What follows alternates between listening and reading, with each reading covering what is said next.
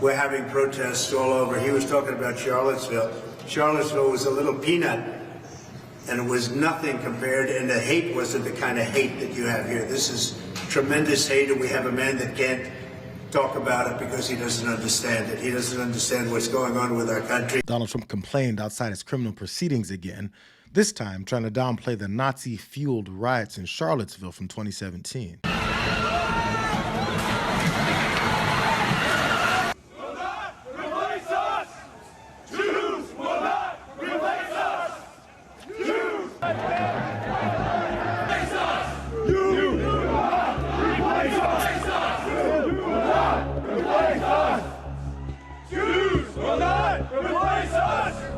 Jews will not replace us!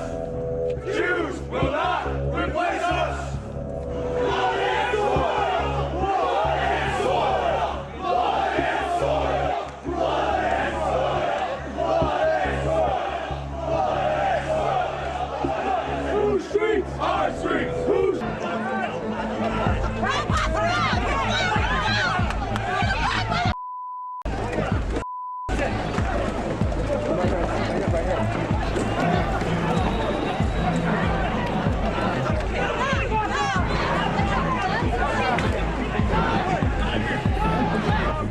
It's just a little peanut. I guess to the people that were marching around talking about not being replaced by Jews and immigrants, which oddly is a theme Trump and his MAGA brand has given new life to, it wasn't a big deal to them. You would think his lack of any real condemnation of their white supremacists rally would be something that a former president that's looking to get reelected wouldn't want to minimize again.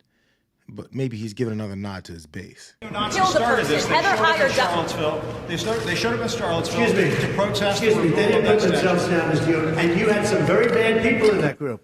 But you also had people that were very fine people on both sides. You had people in that group, excuse me, I saw the same pictures as you did. You had people in that group that were there to protest the taking down of, to them, a very, very important statue and the renaming of a park from Robert E. Lee to another name. And you had people, and I'm not talking about the neo-Nazis and the white nationalists, because they should be condemned totally. But you had many people in that group other than neo-Nazis and white nationalists, okay? And the press has treated them absolutely unfairly. I wonder what the non-neo-Nazis and non-white nationalists were doing when the actual neo-Nazis and white supremacists started grabbing their tiki torches and chanting about how much they hate everyone, ready for them to bleed. Were they thinking, how did we get to this point? The only thing I've been hearing from my brethren all day is a bunch of racial slurs. When did we decide to start marching and looking for a fight? Just the fact that he's mentioning Charlottesville has to make his campaign cringe at this point, right? Like, that just brings back all those bad memories about that issue that was a really bad issue for him at the time. I was in the White House when all that was unfolding. And to bring that back now was a big mistake on his part politically to raise that. You know, I don't think it was a good idea to kind of go out and do that press avail in any way, shape, or form if he's not going to go out, be sharp, and make his points. Since he's hell-bent on trying to spin every little thing that's said about the mess that he's gotten himself into, he feels the need to scramble to reporters and to complain as much as possible to them. It might be wearing his ass down, though, which is why defenders keep pitching these sob stories about how mistreated he is. Reports keep talking about how bad he looks in person. But his army of over-the-top defenders stays vigilant. And if he's misdirecting attention to bash protesters that oppose the attacks on innocent Palestinians, they're ready to take the baton from him. What we are seeing right now on our streets and on our campuses is an illegal occupation. And what are we being occupied by?